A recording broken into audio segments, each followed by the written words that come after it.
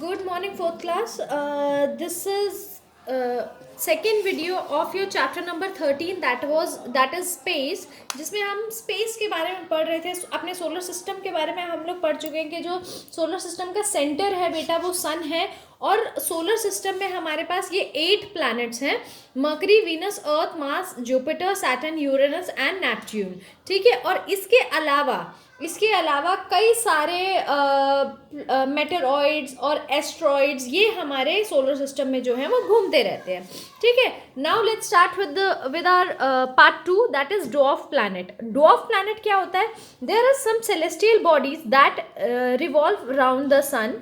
ठीक है. कुछ सेलेस्टियल बॉडीज होती है. सेलेस्टियल बॉडी मतलब वो बॉडीज जो स्पेस में होती है उनको सेलेस्टियल बॉडीज बोलते हैं. But neither large enough to be consider as planet. मगर कुछ सेलेस्टियल बॉडी जो सन के आसपास चक्कर तो लगाती हैं, मगर वो इतनी बड़ी नहीं होती कि उसको प्लैनेट कहा जा सके, ना ही इतनी छोटी होती है कि उसको एस्ट्रॉइड्स या कॉमेट कहा जा सके. तो ऐसी चीज़ों को हम बोलते हैं ड्वार्फ प्लैनेट. ना ही इतना बड़ा हो कि प्लैनेट कहा जा सके, ना ही इतना छोटा हो कि मेटेरॉइड्स या एस्ट्रॉइड कहा जा सके या कॉमेट कहा जा सके. ठीक है. तो ऐसा ही एक ड्वार्फ प्लैनेट है प्लूटो, जो हमारा पहले 9th प्लैनेट था, बट बाद में इसको ड्वार्फ प्लैनेट बोल दिया गया. ठीक है. 2006 में Pluto was considered the 9th planet of our solar system till 2006. 2006 तक हमारा जो 9th planet था बेटा वो प्लूटो था.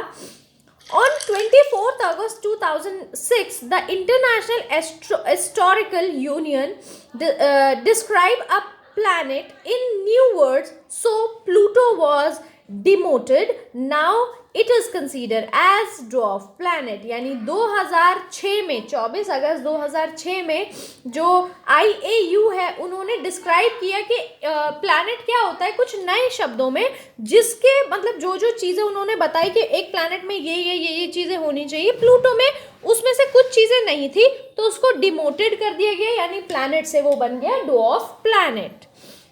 Ceres, Eris, make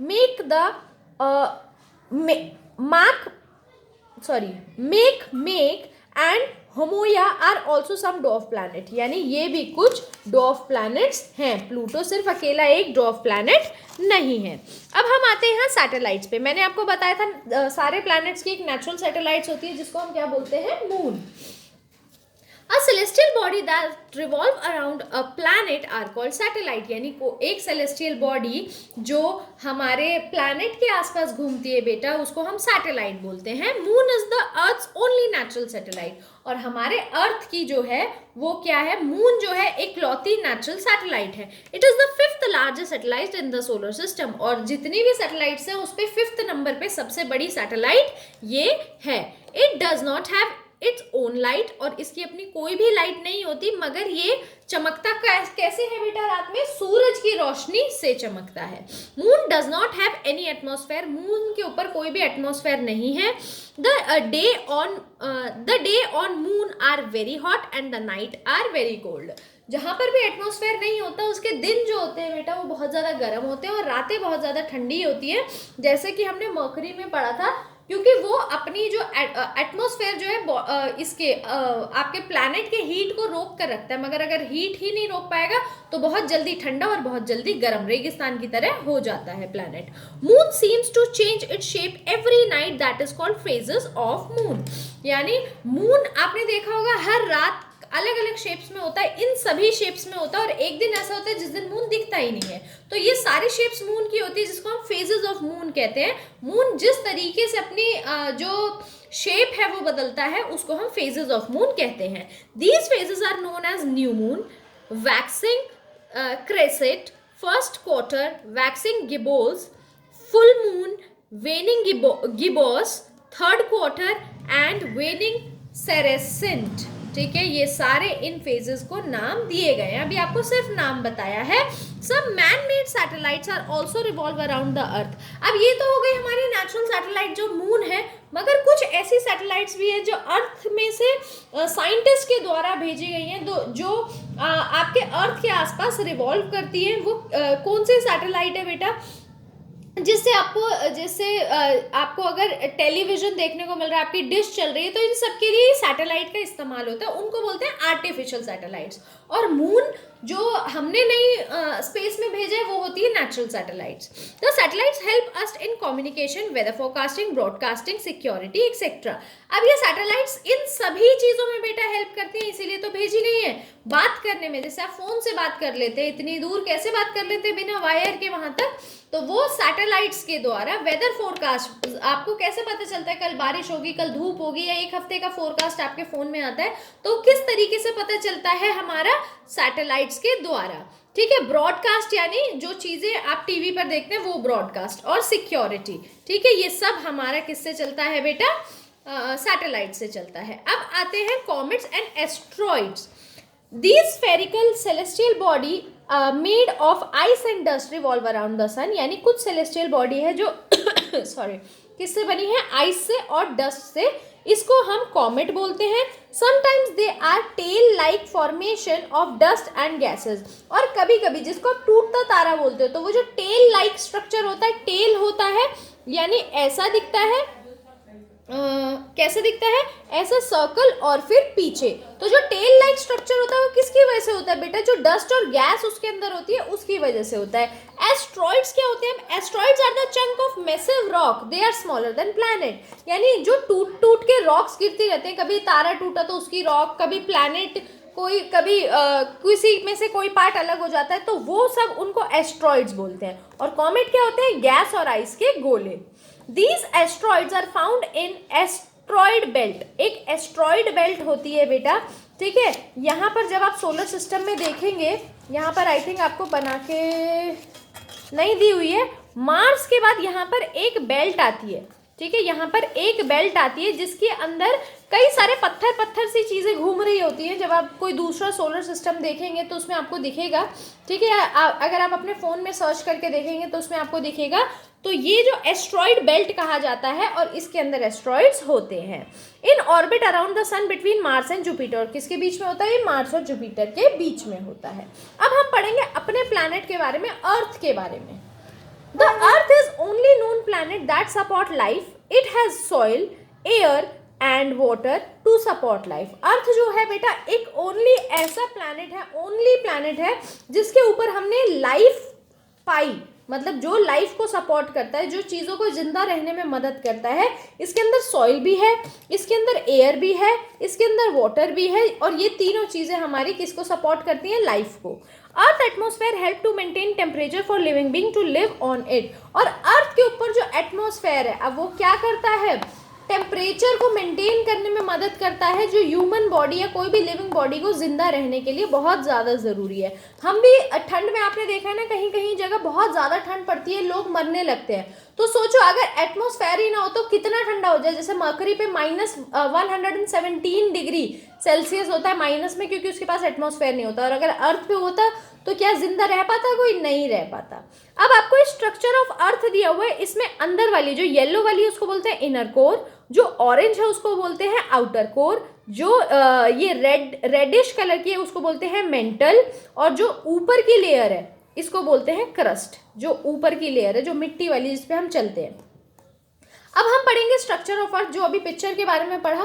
earth has 4 distinct layer, अलग अलग 4 लेयर हैं अर्थ के ऊपर, crust, mantle, outer core, inner core, ऊपर से नीचे बताया इन्होंने। The upper surface of earth is solid and we live on it, earth की जो अपर लेयर होती है, मैंने अभी आपको बताया क्रस्ट कौन सी लेयर होती है, जिसके ऊपर हम चलते हैं, रहते हैं। अब आते हैं mental. The mental is made up of magma which is made up of semi-molten rock. The magma is widest section of the earth. Magma, एक तो मेंटल जो है वो सबसे चौड़ा पार्ट है अर्थ के अंदर का, इतना बड़ा कोई भी पार्ट नहीं है। ये मैग्मा से भरा हुआ है, जो सेमी मोल्टन रॉक मतलब आधी पिघली हुई, सेमी मोल्टन मतलब पिघली हुई, रॉक मतलब पत्थर, तो कुछ कुछ पिघले, हल्के पिघले हुए पत्थरों से ये लेयर बनी हुई है। It's upper section is solid and Rocky, ऊपर का सेक्शन तो इसका सॉलिड होता है और रॉक होता है, but rock become soften and start melting in lower section, मगर अंदर की तरफ या नीचे की तरफ रॉक क्या करने लगती है, मेल्ट होने लगती है, सॉफ्ट बन जाती है।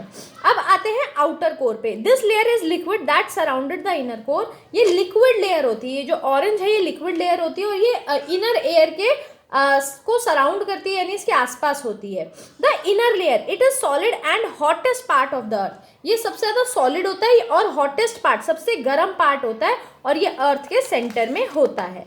ठीक है, यानी अर्थ के जितने अंदर जाते जाओगे उतना उसका टेम्परेचर बढ़ता जाएगा। Now how day and night occurs, अब दिन और रात कैसे बनते हैं ये हम पढ़ेंगे।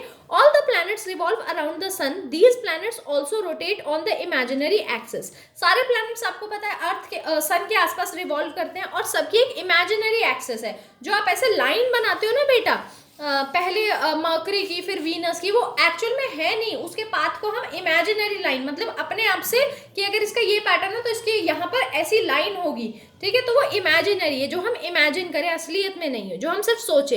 The time of rotation is different from for every planet, हर किसी प्लैनेट का अलग समय है रोटेट करने का। जैसे हमारी अर्थ का जो एक चक्कर है वो 24 घंटे में खत्म होता है। That means a complete day on earth is 24 hours longer, इसका मतलब क्या है बेटा कि हमारी अर्थ पे जो है वो 24 घंटे में हमारा पूरा दिन खत्म होता है।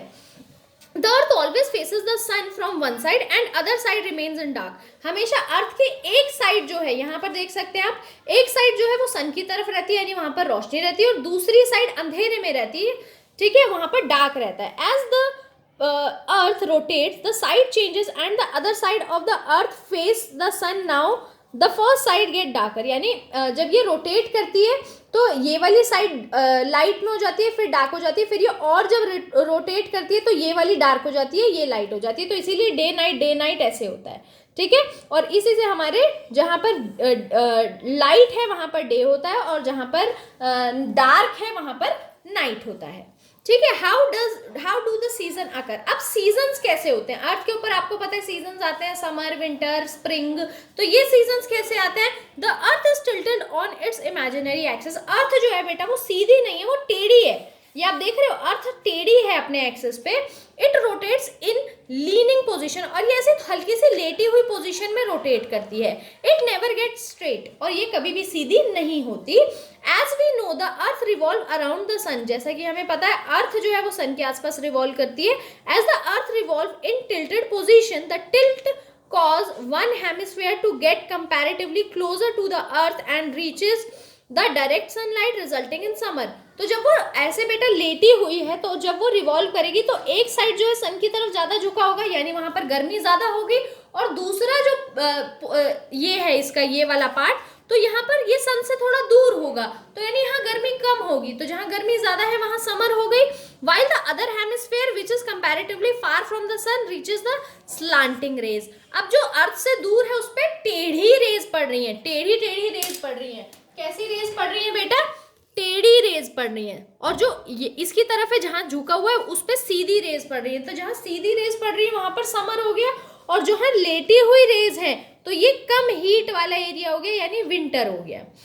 Regarding the position of the earth, the northern and southern hemisphere experience opposite seasons, यानी इसकी शेप के ही कारण जो दोनों यहाँ पर हेमिस्फीयर हैं, सदर्न और नदर्न हेमिस्फीयर, बेटा इसमें अलग अलग सीजन, ऑपोजिट सीजन, यानी एक जगह समर है तो दूसरी तरफ विंटर, एक तरफ विंटर है तो दूसरी तरफ समर, इस तरीके से ऑपोजिट सीजन्स चलते हैं। अर्थ कंप्लीट वन रिवोल्यूशन, यानी अपना ये जो रिवोल्यूशन है ये कितने दिन में खत्म करती है, ये 365 डेज और 6 आवर्स।